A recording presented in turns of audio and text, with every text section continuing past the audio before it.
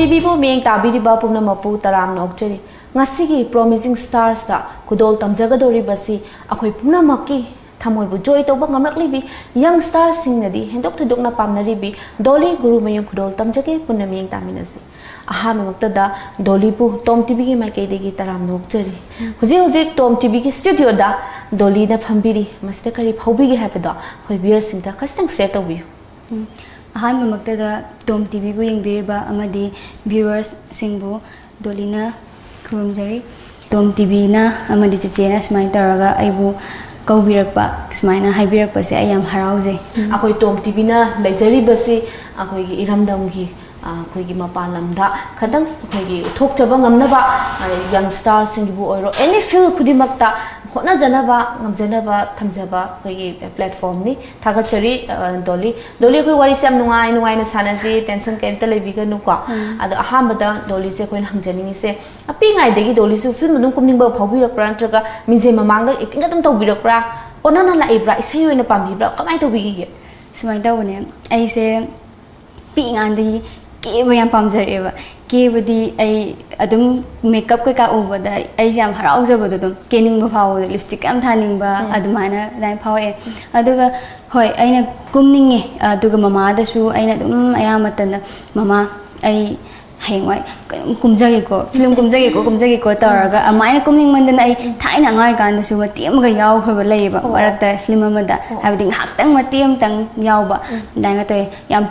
pamjar e do isai su yung pamjar e duga isai di haitre ada Dolly pungna phamlamdam ima baba gi ming ichina kya suge habda amtang thambi ai se wangkhai koijam laikai wangkhai dagine aduga mama ga baba ga di laikhidre aduga mama gi maming di Basaspati Mayum Bharati aduga khoi baba gi na Gurumayum Romikanta Sharma adu ichinau di ai thanda ne makha tajar ko na Dolly khoi gi schooling se khoi kuthai da kamai taroga ho pigi ai se nursery dagina class 10 bokti kano da St. George High School se tamjar e aduga 11-12 North Point da aduga graduation ti kano da ai paning dress se akai sugai de hoi artist da khoi khong thangjalabani na larika khoi gi kano ka sikita kha wa bane ba adjust tawna ba adu yam haina khoi gi education line da soidana bhona bi ba acting ki line da soidana bhona bi ba sa Dolly yam thina thaka da phongdok chari Dolly se hoji khoi gi future plan da di khoi kari oi bigene khan bi ge haidi actress dum oi bigena dum khan bi rabra atopa aise hoi kumbasidi aina sum yam su kumjade ko che aduga aidi marak ta amai taraga kumjage khalle aduga aidi business woman laininge amai taraga laininge yes nupi da business woman success oi base tang adubu Dolly gi dream je nupi amoina yam thakat pa photok cheri hoji sa khoi ahamba Dolly na kumbi gi ba album dei hobi rakhi ko Dolly ahamba album du gi mate kitan karam na panbi ai aham album se Hemant Khuman na direction to bibane isai na AJMS nam na sa e tantha se hari bas na ai aham album hari isai dum ngam hebi gatra apeta nganga mayam da koi ningjing chana ba ko apeta ngangbi isai se nupa na disa e che AJMS nam sakpani adubu hoi che che na haramina apeta ngangjage do choi bulangi bi ar sunga pi isai diam kan hijabante yening thana nathai biramla ai punse ni hingbai kanadraba mapok ase hingla roy thank you Dolly ne sai haiti haibasima hotu mana dia ning dre am phajana sapi am phajana hai adu manamakta Dolly sei se dum try to biro matung da Dolly na sa ga ko uthok prek na try to biro da try se tawjagram ne di ai gi adu ye mathang da pamjana khanjaba nungsiba na dajit na tar direction makha da nam gi ba isai se aina sakje ge tawone ba da Amarjit Lawrembam hojik na singer oiba music director so oiba ma ga tawraga ai se smai de share ma sakni na tawraga kan sida isai je aina sakpa se ꯐꯣꯝ ꯁꯨꯡꯇꯥ ꯇꯥꯗ꯭ꯔꯕ ꯍꯥꯏꯕꯗꯤ ꯑꯗꯩꯗꯤ ꯑꯁ ꯃꯁꯤ ꯑꯣꯏꯔꯔꯣꯏ ꯏꯁꯩꯁꯦ ꯌꯥꯝ ꯀꯩꯅꯣ ꯖꯨꯠ ꯆꯥꯔꯔꯣꯏ ꯑꯗꯨꯅ ꯆꯦ ꯄꯨꯁꯄꯔꯥꯅꯤ ꯃꯈꯣꯟꯅ ꯌꯥꯝꯅ ꯅꯨꯡꯁꯤꯕ ꯁꯤꯁꯤꯅ ꯌꯥꯝ ꯅꯨꯡꯁꯤꯍꯟꯅꯤꯡꯕꯗꯣ ꯑꯩꯅ ꯆꯦ ꯄꯨꯁꯄꯔꯥꯅꯤ ꯑꯣꯏꯅ ꯇꯧꯔꯁꯦ ꯇꯧꯔ ꯆꯦ ꯄꯨꯁꯄꯔꯥꯅꯤꯅ ꯍꯥꯏꯔꯤꯕ ꯑꯦꯜꯕꯝꯁꯤꯗꯤ ꯐꯣꯡꯈ꯭ꯔꯦꯕ ꯐꯣꯡꯈ꯭ꯔꯦ ꯃꯇꯦꯛ ꯈꯤꯇꯪ ꯉꯝꯕꯤꯔꯛꯎꯅꯦ ꯍꯥꯏꯗꯤ ꯃꯣꯏꯅ ꯆꯥꯟꯅꯔꯣꯏ ꯀꯥꯏꯅꯒ ꯑꯩꯈꯣꯏ ꯗꯣꯂꯤꯗ ꯍꯥꯏꯕꯤꯔꯤꯁꯦ ꯀꯌꯥꯃꯨꯛ ꯌꯥꯝꯅ ꯐꯖꯗ꯭ꯔꯕ ꯖꯥꯠꯅꯣ ꯑꯩꯅ ꯍꯥꯏꯖꯕ ꯑꯩꯅ ꯍꯥꯏꯖꯕꯅꯦ ꯆꯤꯆꯦ ꯉꯥꯡꯖꯔꯛꯀꯦ ꯄꯥꯝꯖꯅ ꯈꯟꯖꯕ ꯅꯨꯡꯁꯤꯕ ꯈꯖꯤꯛ ꯈꯖꯤꯛ ꯇꯨꯃꯤꯟ ꯌꯦꯡꯖꯕ ꯄꯥꯝꯖꯅ ꯈꯟꯖꯕ ꯅꯨꯡꯁꯤꯕ ꯇꯨꯃꯤꯟ ꯇꯨꯃꯤꯟ ꯂꯨꯅ ꯌꯦꯡꯖꯕ ꯊꯃꯣꯏꯁꯤꯅ ꯃꯃꯨꯠ ꯅꯣꯛꯆꯕ ꯁꯤꯗꯤ ꯑꯩ ꯈꯣꯟꯁꯤ ꯌꯥꯗ꯭ꯔꯦ ꯑꯁꯤꯅꯦ ꯑꯩ ꯉꯪꯕ ꯃꯇꯝꯗꯨꯗ ꯑꯩꯅꯒ ꯀꯩꯅꯣ ꯇꯧꯕ ꯑꯣꯏꯖꯔꯝꯃꯒꯗꯤ ꯗꯣꯂꯤꯁꯦ ꯑꯗꯨꯝ ꯁꯛꯍꯟꯕꯤꯌꯣ ꯍꯥꯏꯖꯔꯝꯒꯗꯧꯅꯦ ꯐꯖꯩ ꯌꯥꯝꯅ ꯗꯣꯂꯤꯁꯦ ꯉꯁꯤ ꯐꯥꯎꯗ ꯑꯦꯜꯕꯝꯗꯤ ꯀꯌꯥꯝ ꯀꯨꯝꯕꯤꯈ꯭ꯔꯒꯦ ꯑꯦꯜꯕꯝꯁꯦ 15 ꯃꯨꯛꯇꯤ ꯁꯨꯔ ꯃꯥꯜꯂꯦ ꯆꯦ 15ꯁꯤꯗ ꯈ꯭ꯋꯥꯏꯗꯒꯤ ꯄꯥꯝꯈꯤꯕ ꯑꯦꯜꯕꯝꯒꯗꯤ ꯀꯔꯝꯕꯅ ꯍꯦꯟꯕꯤꯒꯦ ꯍꯥꯏꯗꯤ ꯈ꯭ꯋꯥꯏꯗꯒꯤ ꯄꯥꯝꯕ ꯑꯦꯜꯕꯝꯁꯦ ꯑꯍꯥꯟꯕꯁꯨ ꯑꯣꯏꯕꯩꯔꯥ ꯈꯪꯗꯦꯕꯀꯣ ꯆꯦ ꯀꯩꯅꯣꯁꯦ ꯌꯥꯝ ꯄꯥꯝꯖꯩ ꯇꯥꯟꯊꯥꯁꯦ ꯍꯥꯏꯔꯤꯕ ꯑꯦꯜꯕꯝꯁꯦ ꯁꯤꯗꯤ ꯑꯩꯒꯤ ꯌꯥꯝꯅ ꯑꯩꯅꯁꯨ ꯌꯥꯝꯅ ꯀꯨꯝꯅꯤꯡꯉꯝꯃꯒ ꯑꯗꯨꯒ ꯑꯃꯨꯛꯁꯨ ꯑꯩꯁꯨ ꯀꯤꯁꯨ ꯀꯤꯕ ꯑꯗꯨꯒ ꯗꯥꯏꯃꯟꯇꯅꯒ ꯍꯥꯏꯔꯛꯄꯁꯤda ꯗꯥꯏꯃꯟꯇꯒꯤꯗꯤ ꯃꯃꯥꯡꯗ ꯐꯖꯕ ꯃꯌꯥꯝꯁꯨ ꯄꯨꯊꯣꯛꯈ꯭ꯔꯦ ꯌꯥꯝꯁꯨ ꯍꯔꯥꯎꯈꯤꯕꯗꯣ ꯃꯇꯝꯗꯨꯗ ꯑꯗꯨꯒ ꯇꯧꯔꯒ ꯌꯥꯝ ꯅꯨꯡꯉꯥꯏꯅꯁꯨ ꯅꯝꯈꯤ ꯑꯗꯨꯒ ꯑꯩꯅ ꯈ꯭ꯋꯥꯏ ꯄꯥꯝꯖꯕ ꯍꯥꯏꯔꯒꯗꯤ ꯇꯥꯟꯊꯥꯁꯦ ꯑꯣꯏ 15 ꯐꯥꯎ ꯀꯨꯝꯕꯤꯈ꯭ꯔꯕꯁꯦ ꯍꯦꯔꯣꯁꯦ ꯑꯗꯨꯝ ꯃꯥꯟꯅꯗꯕ ꯉꯥꯛꯇꯅꯦꯕ ꯄꯥꯕꯤꯔꯝꯗꯣꯏꯁꯦ ꯃꯥꯟꯅꯕꯁꯨ ꯌꯥꯎꯕꯤꯔꯝꯒꯅꯤ ꯗꯣꯂꯤꯅ ꯍꯦꯛ ꯀꯨꯝꯕꯗ ꯑꯩꯈꯣꯏꯒꯤ ꯗꯣꯂꯤꯒ ꯍꯦꯛ ꯆꯥꯟꯅꯖꯕꯁꯦ ꯍꯦꯛ ꯄꯥꯕꯗꯒ ꯃꯄꯥꯅꯤꯁꯦ ꯌꯥꯝ ꯆꯥꯟꯅꯩꯅꯦ ꯀꯥꯏꯅꯒ ꯍꯥꯏꯅꯕꯁꯦ ꯑꯗꯒꯤ ꯅꯠꯇ꯭ꯔꯒꯁꯨ ꯏꯁꯥꯗ ꯈꯟꯖꯕꯁꯦ ꯀꯔꯝꯕꯅꯤ ꯀꯥꯏꯅ ꯈꯜꯂꯤ ꯗꯣꯂꯤꯗ ꯃꯈꯜ ꯃꯈꯜ ꯃꯌꯥꯝ ꯀꯨꯝꯃꯦꯀꯣ ꯑꯗꯨꯒ ꯑꯩꯅ ꯍꯦꯛ ꯅꯨꯡꯉꯥꯏꯖꯕ ꯍꯥꯏꯔꯒꯗꯤ ꯂꯣꯏ ꯅꯨꯡꯉꯥꯏꯗ ꯑꯩ ꯑꯃꯅ ꯑꯩ ꯀꯔꯝꯕ ꯍꯥꯏꯗꯣꯏꯅꯣ ꯑꯩ ꯈꯪꯗ꯭ꯔꯦ ꯑꯗꯣ ꯀꯦꯃꯤꯁꯇ꯭ꯔꯤ ꯍꯥꯏꯕ ꯑꯃꯗꯤ ꯂꯩꯗꯅꯀꯣ ꯍꯥꯏꯗꯤ ꯁꯝꯅ ꯍꯥꯏꯕꯗ ꯑꯗꯨꯝ ꯃꯤꯁꯤ ꯍꯦꯔꯣ ꯍꯦꯔꯣꯏꯅꯤꯁꯦ ꯄꯥꯕꯗ ꯃꯄꯥꯅꯤꯅ ꯍꯦꯟꯅ ꯄꯛꯏ ꯕꯦꯗ ꯁꯦꯟꯁꯀꯤ ꯅꯠꯇꯕ ꯑꯗꯨꯝꯕ ꯑꯃꯁꯨ ꯂꯩꯕꯅꯦ ꯑꯗꯣ ꯗꯣꯂꯤꯒꯤꯗꯤ ꯂꯩꯕꯤꯗꯕ꯭ꯔꯥ ꯀꯦꯃꯤꯁꯇ꯭ꯔꯤ ꯁꯨꯃꯥꯏꯅ ꯄꯥꯕꯗ ꯄꯛꯑꯦ ꯀꯥꯏꯅꯒ ꯃꯤꯅ ꯍꯥꯏꯕꯤꯔꯛꯄ ꯑꯣꯔ ꯏꯁꯥꯅꯗꯤ ꯂꯩꯕꯤꯗꯕ꯭ꯔꯥ ꯑꯩꯁꯦ ꯂꯩꯇꯕ ꯃꯥꯜꯂꯦ ꯑꯩꯅ ꯅꯨꯡꯉꯥꯏꯕ ꯑꯩꯗꯤ ꯃꯈꯜ ꯑꯃꯅ ꯑꯅꯤꯔꯛ ꯁꯨꯅ ꯄꯥꯕ ꯈꯣꯠꯄ ꯂꯩꯈꯤꯗꯦꯕꯀꯣ ꯑꯗꯨꯗꯨꯅ ꯃꯈꯜ ꯇꯧꯕꯅꯤꯅ ꯑꯩꯉꯣꯟꯗ ꯌꯥꯝꯅ ꯀꯩꯅꯣ ꯇꯧꯁꯜꯂꯨꯗ꯭ꯔꯦ ꯃꯈꯥ ꯇꯥꯖꯔꯛꯄꯅ ꯗꯣꯂꯤ ꯑꯩꯈꯣꯏꯒꯤ ꯃꯅꯤꯄꯨꯔ ꯐꯤꯜꯝꯁꯤꯗꯤ ꯗꯣꯂꯤꯁꯦ ꯆꯪꯁꯤꯟꯒꯦ ꯍꯥꯏꯅ ꯈꯟꯕꯤꯗꯕ꯭ꯔꯥ ꯅꯠꯇ꯭ꯔꯒ ꯍꯧꯖꯤꯛ ꯑꯩꯈꯣꯏꯒꯤ ꯐꯤल्मꯁꯦ ꯅꯝꯕ ꯍꯧꯕ ꯈꯣꯠꯄꯒꯗꯤ ꯂꯩꯕꯤꯕ꯭ꯔꯥ ꯀꯃꯥꯏꯅ ꯇꯧꯕ ꯐꯤल्मꯁꯤꯁꯦ ꯑꯩꯁꯦ ꯐꯤल्मꯒꯨꯝꯕꯁꯦ ꯌꯥꯝ ꯀꯤꯖꯖꯩꯌꯦꯕ ꯌꯥꯝ ꯀꯤꯖꯖꯩ ꯍꯥꯏꯕꯗꯤ ꯗꯥꯏꯂꯣꯒꯄꯨ ꯑꯣꯏꯔꯣ ꯑꯃꯕꯨ ꯑꯣꯏꯔꯣ ꯑꯗꯒꯤ ꯌꯥꯝꯅ ꯂꯨꯁꯜꯂꯛꯄꯗꯣ ꯑꯩꯁꯦ ꯑꯗꯨꯒꯤ ꯀꯤꯁꯨ ꯀꯤꯕ ꯑꯗꯒꯤ ꯑꯩꯅ ꯄꯛꯇ꯭ꯔꯒꯗꯤ ꯃꯌꯥꯝ ꯌꯦꯡꯕꯤꯗ꯭ꯔꯒꯗꯤ ꯌꯥꯝꯅꯁꯨ ꯈꯟꯖꯩ ꯐꯤल्मꯗꯤ ꯌꯥꯝ ꯀꯤꯖꯔꯛꯑꯦ ꯑꯗꯨꯕꯨ ꯑꯩꯈꯣꯏ ꯅꯤꯅꯦ ꯍꯣꯏ ꯑꯗꯒꯤ ꯃꯌꯥꯝꯁꯤꯅ ꯐꯤल्म ꯀꯨꯝꯃꯨ ꯍꯥꯏꯕꯁꯤꯗ ꯑꯩꯁꯦ ꯍꯟꯗꯛꯁꯦ ꯗꯥ ꯑꯣ ꯒꯧꯇꯝꯒꯤ ꯐꯤल्म ꯑꯃ ꯃꯥꯅ ꯍꯥꯏꯕꯤꯔꯛꯄꯁꯤꯗ ꯇꯥꯟꯁꯨ ꯌꯥꯝ ꯆꯥꯟꯅꯅ ꯁ꯭ꯀ꯭ꯔꯤꯞꯁꯤꯁꯨ ꯑꯩꯅ ꯗꯥ ꯒꯧꯇꯝꯒꯤ ꯁ꯭ꯀ꯭ꯔꯤꯞꯁꯦ ꯄꯥꯔꯀꯥꯟꯗ ꯌꯥꯝ ꯅꯨꯡꯉꯥꯏꯕ ꯁ꯭ꯀ꯭ꯔꯤꯞ ꯑꯣꯏꯕꯗꯣ ꯑꯩꯗꯤ ꯁ꯭ꯀ꯭ꯔꯤꯞꯁꯦ ꯄꯥꯅꯕꯣꯛꯇ ꯍꯦꯛꯇ ꯅꯣꯛꯄꯐꯥꯎ ꯌꯥꯎꯈ꯭ꯔꯦ ꯀꯣꯃꯦꯗꯤ ꯑꯃꯗꯤ ꯔꯣꯃꯥꯟꯁ ꯑꯗꯨꯃꯥꯏꯅ ꯑꯅꯤ ꯄꯨꯟꯁꯤꯟꯕ ꯐꯤल्मꯅꯦꯕꯀꯣ ꯑꯗꯩꯗ ꯑꯩꯁꯦ ꯌꯥꯝꯅ ꯋꯥꯔꯤꯁꯦ ꯌꯥꯝꯅ ꯅꯨꯡꯉꯥꯏꯒꯗꯕ ꯑꯣꯏꯕꯒꯤ ꯑꯩꯁꯨ ꯗꯥ ꯒꯧꯇꯝꯗ ꯍꯣꯏ ꯗꯥ ꯒꯧꯇꯝ ꯑꯩ ꯁꯤꯃꯥꯏꯅ ꯇꯧꯔꯒꯦ ꯑꯗꯣ ꯑꯩ ꯌꯥꯝ ꯍꯩꯕꯗꯤ ꯅꯠꯇꯦ ꯑꯗꯨꯕꯨ ꯑꯗꯨꯃꯥꯏꯅ ꯇꯧꯔꯒ ꯗꯥ ꯒꯧꯇꯝ ꯍꯣꯏ ꯇꯥꯛꯄꯤꯔ ꯈꯣꯠꯂꯒ ꯑꯩ ꯉꯝꯅꯕ ꯇꯧꯖꯒꯦꯅ ꯇꯧꯔꯒ ꯑꯗꯨꯃꯥꯏꯅ ꯀꯨꯝꯈꯤ ꯅꯝꯕ ꯂꯣꯏꯕꯤꯈ꯭ꯔꯕ ꯅꯠꯇ꯭ꯔꯒ ꯅꯝꯕꯁꯦ ꯇꯪꯈꯥꯏ ꯑꯃꯗꯤ ꯂꯣꯏꯁꯜꯂꯛꯑꯦ ꯈꯔ ꯈꯛꯇꯪ ꯉꯥꯏꯔꯦ ꯁꯦꯞꯇꯦꯝꯕꯔꯁꯤ ꯂꯣꯏꯁꯜꯂꯦ ꯐꯤल्म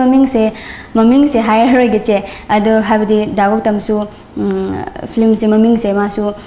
ꯍꯥꯏꯗꯣꯛꯅꯤꯡꯗꯕ ꯃꯥꯜꯂꯦ ꯍꯦꯔꯣꯖꯤꯗꯤ ꯍꯥꯏꯕ ꯌꯥꯕ꯭ꯔꯣ ꯍꯦꯔꯣꯗꯤ ꯍꯥꯏꯕ ꯌꯥꯏ ꯗꯥ ꯁꯤꯜꯍꯩꯕꯒ ꯑꯩꯒ ꯑꯗꯨꯒ ꯆꯦ ꯀ꯭ꯔꯤꯄꯥ ꯂꯛꯁꯃꯤꯁꯨ ꯌꯥꯎꯋꯦ ꯗꯥ ꯕꯣꯅꯤꯁꯨ ꯃꯇꯦꯛ ꯑꯃ ꯌꯥꯎꯗꯧ ꯃꯥꯜꯂꯦ ꯍꯥꯏꯗꯤ ꯔꯤꯂꯤꯁꯀꯤ ꯇꯥꯏꯃꯤꯡꯒꯗꯤ ꯔꯤꯂꯤꯁꯇꯤ ꯅꯣꯕꯦꯝꯕꯔ ꯀꯩꯅꯣꯗ ꯅꯤꯉꯣꯜ ꯆꯥꯛꯀꯧꯕ ꯂꯣꯏꯔꯒ ꯇꯧꯒꯗꯕ ꯃꯥꯜꯂꯦ ꯌꯥꯝ ꯅꯨꯡꯉꯥꯏꯖꯩ ꯋꯤꯁ ꯇꯧꯖꯩ ꯗꯣꯂꯤꯒꯤ ꯑꯍꯥꯟꯕ ꯐꯤल्म ꯑꯣꯏꯗꯣꯏꯅꯤꯀꯣ ꯃꯥꯅꯦ ꯑꯗꯨꯅ ꯃꯗꯨꯗ ꯑꯩꯈꯣꯏ ꯇꯣꯝ ꯇꯤꯚꯤꯒꯤ ꯃꯥꯏꯀꯩꯗꯒꯤꯁꯨ ꯗꯣꯂꯤꯒꯤ ꯗ꯭ꯔꯤꯝ ꯑꯗꯒꯤ ꯗꯣꯂꯤꯕꯨ ꯃꯌꯥꯝ ꯍꯦꯟꯅ ꯄꯥꯝꯕꯤꯕ ꯃꯌꯥꯝ ꯍꯦꯟꯅ ꯅꯨꯡꯁꯤꯕꯤꯕꯗꯣ ꯑꯗꯨꯃꯛꯁꯨ ꯑꯣꯏꯕꯤꯌꯨ ꯐꯤल्मꯗꯨꯁꯨ ꯌꯥꯝ ꯃꯃꯤꯡ ꯆꯠꯄꯁꯨ ꯑꯣꯏꯕꯤꯌꯨ ꯍꯥꯏꯅ ꯋꯤꯁ ꯇꯧꯖꯒꯦ ꯃꯈꯥ ꯇꯥꯖꯔꯛꯄ ꯑꯣꯏꯅ ꯗꯣꯂꯤ ꯉꯥꯏꯍꯥꯛ ꯏꯟꯇꯔꯇꯦꯟ ꯇꯧꯁꯦꯀꯣ ꯗꯣꯂꯤꯁꯦ ꯑꯩꯈꯣꯏꯒꯤ ꯍꯦꯛ ꯌꯦꯡꯕꯗ ꯌꯥꯝ ꯐꯦꯁꯟ ꯑꯣꯏꯕ ꯑꯗꯒꯤ ꯑꯩꯈꯣꯏꯒꯤ ꯍꯦꯛ ꯌꯦꯡꯕꯗ ꯍꯥꯏ ꯐꯥꯏ ꯑꯣꯏꯕ ꯑꯣꯏꯅ ꯂꯨꯛꯁꯦ ꯎꯏꯌꯦꯕꯀꯣ ꯑꯗꯣ ꯁꯤꯁꯤ ꯄꯥꯝꯃꯤꯔꯥ ꯅꯠꯇ꯭ꯔꯒ ꯑꯩꯁꯦ ꯑꯩꯈꯣꯏꯒꯤ ꯍꯥꯏꯗꯤ ꯑꯩꯈꯣꯏꯒꯤ ꯑꯥꯔꯠꯀꯤ ꯂꯝꯁꯦ ꯆꯪꯉꯛꯄꯗꯒꯤ ꯑꯣꯏꯔꯤꯕ꯭ꯔꯥ ꯅꯠꯇ꯭ꯔꯒ ꯃꯁꯥꯒꯤ ꯍꯥꯟꯅꯗꯒꯤ ꯑꯩꯈꯣꯏꯒꯤ ꯐꯦꯁꯟꯁꯦ ꯄꯥꯝꯃꯛꯄ꯭ꯔꯥ ꯀꯃꯥꯏꯅ ꯇꯧꯒꯦ Tete aina hana so haije gib tuni sai ham horok pada Keba pam budi am pam ba adina fashion se fashion ju dum pam jai hoi si line se jang pada ge ju hena mayam mamang da kan tawbugi hena su tawning ba ko amaina su oi do isa gi su ke ba se am pam jai ba ke ba se am pam jai duga oi cham ba su matang alo Dolly gi makeup ta chane kan khanja ba sa akana na hena khali makeup ta chana ba se adum Chana dan danau ton, Brita morang tem, abung top, adum dabi energy, lomak chana khale. Dolly romantic ne hena pambi bra, set ne pambi bra, ek to mutam da. Romantic pa me, hai comedy su, adum Tu na chap to ko. Ado romantic na kitang high five ne pak ka dong demand ba ina. Ado khoi gi Dolly gi ko choosy se, yam khang nge ba khoi viewers sing su ko. Ado khoi gi Dolly gi boyfriend ko natraga su Dolly gi he tung da lak do husband ja. Fashion ne boy na pambi ga do bra kar makhal gi mo ya quality se kan pambi. Aina pamjaba se yamna aingon am nungsibi ba ai bo yam lun tawbi ga da ba aduga yamna ibani marak tam understanding leina ba yamna respect tawna ba se yam pamje nupi na kwai de pamse badi nupi nungsibi ba kerlo bi ba khangbi ba si khatane ba natra adu Dolly mai pa koi bi adu di Dolly romance ki acting mas am tang tawbi film yoin tor kai gi ham dam ne hai ga da man ne ai ham dam pa khache ba da ada film gi ain handak dagok tam gi se dagok tam gi sida dasil hai baga ai ga gi mate matang habidi comedy hai de rasi se dem irang lang bagi tap ta taw bagi matang ne buka si taw si na taw ge ai se Delhi University da tamba sai buka ada da aina class loiraga tholak dasil hai bagi manak ta ise chenjala ga ngau na ise amna lang na leiba mi ne ba mai manak ta ise sattoi ne ba ma se ada pham lai ai thokle ai sam harawe inga dasi laiba mai manak yaure ko dasi laiba na class lorbo hangi ba ina lore da mana namana bishindi haba da imana bishindi ne mawa loi chana gre aisu aduna bu iwagi manak tala isine chumi natra mai pai ma sat ta kai sat no natra ma hangai du la ne yam nuai wari se ko khoi makha ta na wari su sana mina gi si ha break ma sam tang lo mina se viewers break ma sam tang lo mina se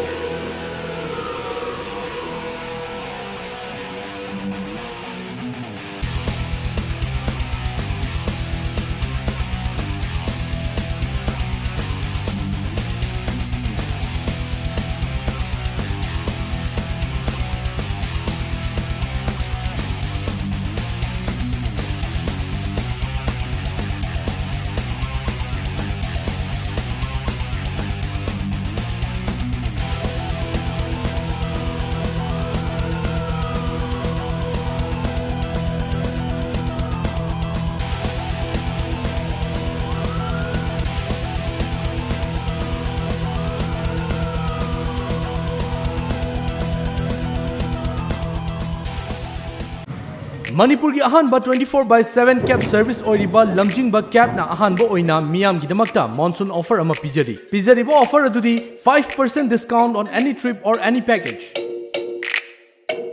Aku pamorol gidamak contact tobiu Lamjingba cab Nagamapal Rims Road Lamjingba Group Building opposite to Lamjingba Nidhi Limited Imphal. Aikogi phone number 18001027 natraga 8794613154.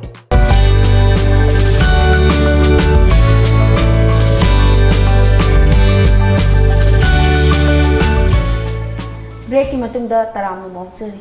Dolly hoi break se ngaks potham nale Dolly se akhoi gi mayam mama film zu mathang mathang kumbi ra kani haina su thambiri ko album su mayam ado kari gum film se khongda ga di album jong topi gi doira album di toy habadi marak ta khara admain taraga ina pamjaba khara tar kumjai gen khalle Dolly na ko huju nataba akhoi gi matam gi haitare khoi matam gi da Dolly na ga angang ngai da si hero se ga pa ba adi par ga dem ngai ni kai pa chan ba phau gi bakati leibi gi bra aina pamjaba se dagu kuljam pamje yam adu taraga jo hoji ka pawradi kai degi ma pamjam adu nu pa di dum yaw ne pa ba adu Dolly gi dream jab tang success oi dem ngai ni da kul ta bi du na ko ado khoi nupi lakta gi di khoi Dolly na ma ki acting ma ki keno se pamja ba kadi kana oi bi ke legi draba mama sima se ai ma gi acting se yamna pamjaba mai masak mai khuding mak le pam yam nungai se iche sima bu ko akhoi adu mar kis mai jage chiche se aina ahambada akhoi gi mahawlam pak ta lakhi ba ada ini am ngaujagi bane chiche thank you mai la yok sang da lai shari kanda anchor budura natraga ina sports ya budura anchor oibedo yang ku ni nga oiram ni ngai aina kemta tawdri aidi chen thoraga yengine de thank you ado ise sima bu su khoi gi Dolly khap nate khoi gi matam base ai su ya ngau ba ai ni am nu shi jaba iche ni ma se ado ma khoi gi film kenos de gi legi da ba ha se khoi puna mak ki di ya mangja bane khoi haidi khoi gi nupi oi bising gi ko nupi khoi artist sin si gi awa ba tana pham le jada ba se any feel mode tana jaba nga tane do gi mystery am tawe ado Dolly am ngai se Dolly na su khoi se sima bo mo na si ningjing bi ba se ko makha ta jara ko na Dolly se khoi habi gre loina pam ba loina ado Dolly na khwai de pam hinjang ga si chicken go ram da ma nate paneer thong ba sam paneer best lo vase nate vase nate adu tar ga su paneer sam pam jai ba ai san di thong ba hi bra paneer thong ba se aina apam ba sing se aina dum thongning bagi ne na hanga ga aina paneer thong ba su yam paneer thong ba su pam ja bani paneer thong ba su ai chaning bane na paneer thong ba su yam hai hinjang se loina makhal ma ten je hu se Dolly se thong ba hi bra makhal ma ten je ayam ba di hai ai aloi makti adum hai na khalle yung gi thabak cha hinjang thong ba pa se Dolly se mate nu pam bi bra tawjai pa nga ne pi mo hoi bani na haita ba ya da ne kan ba di ya de ba soi da to Dolly ni na Dolly ne pam se paneer ne do paneer se no ma la ga sa ta cha je yam no ngai ado khoi hai hang ba da color se ga sip se dai ba color se na favorite oi dori bra kamai no ai favorite color se black ka white ka siam pamjai aduga nat ki oiba phijol sungum traditional sungum ba oiragadi hoi machu aina seri basi ju aina yam pamjai aduga machu se purple dagi yellow de pink yam pamjai machu je tum khoi fix relative na tra yam nungai Dolly ko khoi isa ga chuna ba matam du gi ko pam mi happy tak pili ado Dolly se huje khoi khalak ni ba ngang sin sida ko adi Dolly na mo tang senior ga generation am da khoi phone gi system jam kan chanare phone gi system jam kan chanare phone je moina pai basi Dolly gi wakan sida chumi han le bibra la le han le bibra kidan Dolly gi makha ta basinda Dolly na senior am advice ta khabira phone gi matang je hoi phone je hoi pai ga dabni ko pai ga dabni habdi chathok khotok ba taw kan da phone je na pau phongnar ga habdi angang duna thokharga kai lei kholi hangba motam mama sin hangba khangde phone di pai ga dabni adu phajana sina haninge phajana adagi thoglai ba hujikan gi angang sinda tawri ba kholi ba singumba tawri mam chama thoning de adagi video khangde amna sungai ta ba mam tari viral chat ba khotpa singumba mam si bi lana sina ba se sina haning de aduna phajana niyom chana moi matam do khangna sina haning ado artist amoina ningol amoina Hajur khoi current affairs situation sida baby sina le kita basi matang se masida khoi Dolly da kai phaupi kari khoi ki sarkar da kai habininge ꯌꯥꯝ ꯅꯨꯡꯉꯥꯏꯇꯦ ꯕꯦꯕꯤꯁꯅ ꯂꯩꯈꯤꯗꯕꯁꯦ ꯍꯥꯏꯕꯗꯤ ꯏꯟꯈꯠꯂꯛꯏꯕ ꯃꯥꯒꯤ ꯄꯨꯟꯁꯤꯒꯤ ꯌꯥꯝꯅ ꯋꯥꯠꯂꯤꯕ ꯃꯥꯒꯤ ꯑꯗꯨꯒꯤ ꯃꯥꯒꯤ ꯅꯨꯡꯉꯥꯏꯒꯗꯕ ꯈꯣꯠꯀꯗꯕ ꯄꯨꯝꯅꯃꯛ ꯂꯣꯏꯅꯃꯛ ꯃꯔꯛꯇ ꯊꯥꯗꯠꯈꯤꯕꯗꯣ ꯌꯥꯝ ꯅꯨꯡꯉꯥꯏꯇꯦ ꯑꯗꯨꯒ ꯃꯣꯏ ꯐꯦꯃꯤꯂꯤꯗꯁꯨ ꯈꯪꯗꯦ ꯌꯥꯝ ꯅꯨꯡꯉꯥꯏꯔꯝꯃꯣꯏ ꯑꯩꯅ ꯏꯁꯥꯗ ꯄꯥꯟꯁꯤꯜꯂꯒꯁꯨ ꯌꯥꯝꯅ ꯅꯨꯡꯉꯥꯏꯇꯕ ꯐꯥꯎꯋꯦ ꯑꯗꯣ ꯑꯆꯨꯝꯕ ꯊꯤꯒꯠꯍꯟꯅꯤꯡꯉꯤ ꯀꯅꯥꯅ ꯀꯩꯗꯧꯔꯤꯅꯣ ꯍꯥꯏꯕ ꯈꯪꯗꯅ ꯍꯧꯖꯤꯛ ꯂꯩꯔꯤꯕꯁꯦ ꯌꯥꯝ ꯅꯨꯡꯉꯥꯏꯖꯗꯦ ꯁꯤ ꯍꯥꯏꯖꯅꯤꯡꯉꯤ ꯑꯆꯨꯝꯕ ꯄꯨꯊꯣꯛꯄꯤꯌꯣ ꯍꯥꯏꯅ ꯑꯗꯣ ꯗꯣꯂꯤꯅ ꯍꯧꯖꯤꯛ ꯈꯣꯡ ꯊꯥꯡꯖꯟꯕꯤꯔꯦ ꯑꯩꯈꯣꯏ ꯑꯥꯔꯠꯀꯤ ꯂꯝꯁꯤꯗ ꯑꯥꯔꯠꯀꯤ ꯂꯝꯁꯤꯗ ꯈꯣꯡ ꯊꯥꯡꯖꯜꯂꯛꯏꯁꯦ ꯗꯣꯂꯤꯁꯦ ꯁꯤꯁꯤꯅ ꯑꯩꯈꯣꯏꯁꯦ ꯇꯨꯡꯒꯤ ꯐ꯭ꯌꯨꯆꯔꯗ ꯑꯩꯈꯣꯏꯒꯤ ꯃꯔꯦꯛ ꯃꯍꯥꯎ ꯊꯣꯛꯅ ꯍꯤꯡꯕ ꯉꯝꯃꯅꯤ ꯍꯥꯏꯅ ꯈꯟꯕꯤꯕ꯭ꯔꯥ ꯀꯃꯥꯏꯅ ꯇꯧꯒꯦ ꯍꯥꯏꯗꯤ ꯏꯔꯝꯗꯝꯒꯤ ꯑꯥꯔꯠꯀꯤ ꯂꯝꯁꯤꯗ ꯍꯣꯏ ꯆꯤꯆꯦ ꯑꯩꯁꯦ ꯁꯤꯁꯤꯅ ꯄꯩꯁꯥꯒꯤ ꯀꯩꯅꯣꯒꯤ ꯍꯥꯏ ꯇꯥꯔꯒꯗꯤ ꯁꯤꯁꯤꯅ ꯍꯤꯡꯕꯗꯤ ꯌꯥꯔꯣꯏꯅ ꯈꯟꯖꯩ ꯆꯤꯆꯦ ꯃꯔꯝꯗꯤ ꯑꯩ ꯌꯥꯝꯅ ꯍꯩꯗꯅ ꯈꯣꯠꯇꯅ ꯇꯧꯔꯒ ꯌꯥꯝꯅ ꯃꯈꯥ ꯇꯥꯅ ꯀꯨꯝꯃꯒ ꯌꯥꯝꯅ ꯄ꯭ꯔꯣꯐꯦꯁꯅꯦꯜ ꯆꯦ ꯑꯦꯛꯖꯥꯝꯄꯜ ꯆꯦ ꯕꯂꯥ ꯍꯣꯏ ꯆꯦ ꯁꯣꯃꯥ ꯍꯣꯏ ꯃꯌꯥꯝ ꯂꯩꯔꯤꯗꯅ ꯑꯗꯨꯃꯥꯏꯅ ꯇꯧꯕ ꯑꯩ ꯀꯩꯁꯨ ꯉꯝꯃꯣꯏꯅ ꯈꯟꯖꯩ ꯏꯁꯥꯅ ꯑꯩꯅ ꯑꯗꯨꯝ ꯄꯥꯝꯖꯔꯤꯕ ꯈꯔꯁꯤ ꯑꯣꯏꯅ खरा तौजगेना खनबनिना सिगी लाइन्सदा अइना चंगागा मरेक महाव थोकना हिंगबा हाइदि पैसा नुसागी सिदा तानगे हाबदे खनजदे डॉली की ख्वाइदिगी निहनब वाखलने दु अइना हाइजगे थमजगे हौसे खोइगे आर्टिस्ट ओइना अखोइ एक्ट्रेस ओइना मणिपुर की ओइ थोपिरेइनेबा आदो one day आइसु नोंमदि मयामगी थमोइबु joy तोबो ngamnabo hotnage mayam nushina mayamna kari pamino haba ai hotnage tabbe aba tamge hairaga madugi win power do madu loinaraga madugi spirit to sapiraga te soi soi da doli mai pakane haba se thamjage doli hogi mathak thangba artist sing hojik mayam leiri dana khoina kamai loina bige makhoi da kari ta honinge noi da treat se kamai ta honinge aina ngasi bokte loinarakpa aigi senior har loimak handak ai dasi leba punbada su yamna takpi ko yam nuai adagi hoi adu natana site ta su mu da gautam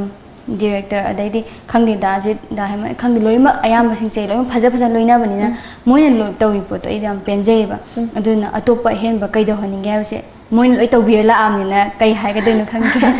azoji inkhalaliba junior doli hogi best site tare ko sisna di tangai fane kari dakar lai tawom thokpase aidi hoi amna adu main tawbudu asingba nungaijade habdi ama uragadi hoi yamna kauraga nuoga che daga mai tawhaningeba natraga su habdi ai ka tawni asida sikano lai yengsana unu hausi yamna si asengbane si smai yam tawwe adu pamjade adu potudi mane artist ki punsi se respect le heningeba senior dadi am chumi artist punsi se am sange yam waje do artist mo ragadi che da ba gunje kari ne khanbi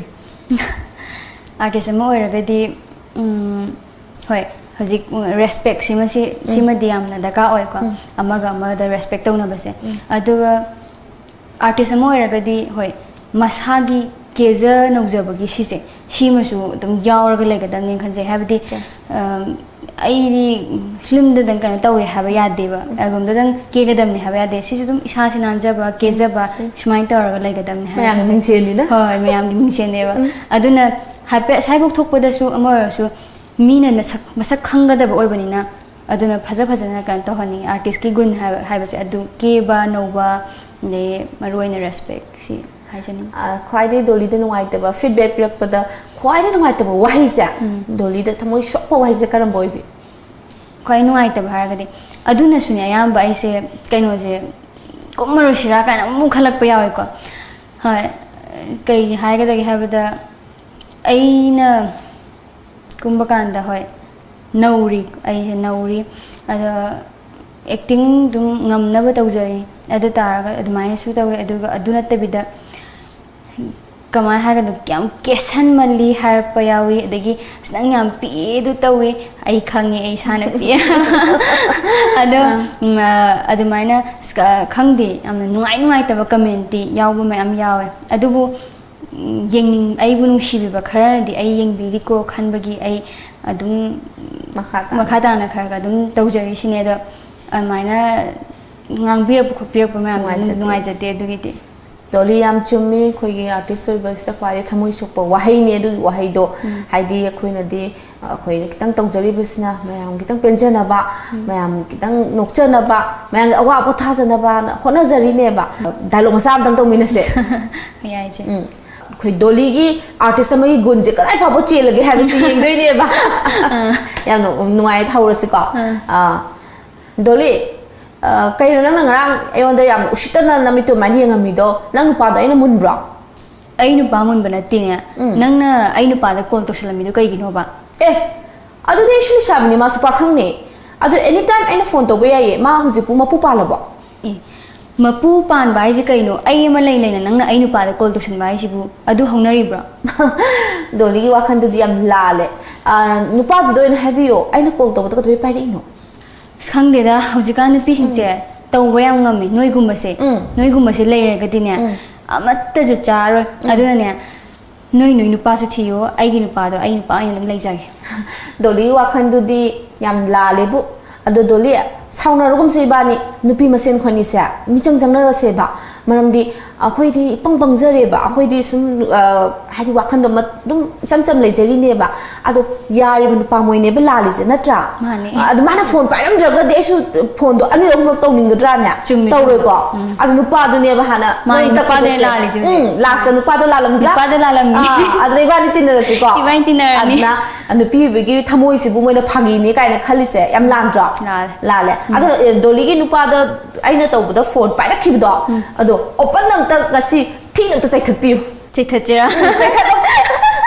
TOMTV gi side te gi ko khoi gi badui khudong jab da pizza ge ba thi na chai that lo kamai chai ji ai ni ba khoi phum ba le ba do phum do phum khang da na phum ba le do ai